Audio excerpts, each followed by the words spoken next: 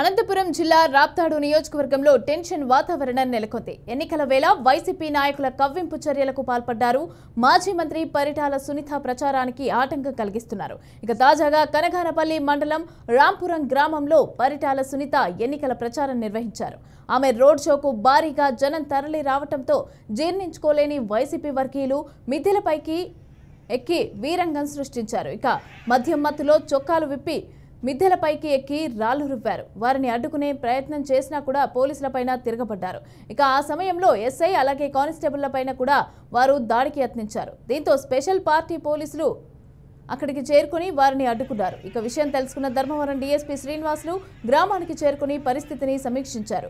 గ్రామాల్లో పరిటాల సునీతకు వస్తున్న స్పందన చూసి ఓర్వలేకనే ఓడిపోతామన్న భయంతోనే ఇలాంటి దాడులకు తెగబడుతున్నారని తెలుగు తమ్ముళ్లు ఆరోపిస్తున్నారు.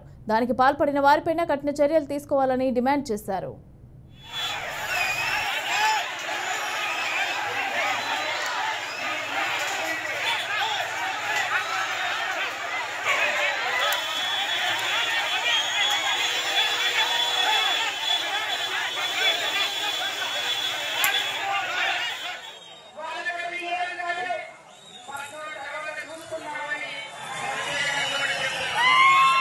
దుంగి కిందికి వచ్చాడు బావా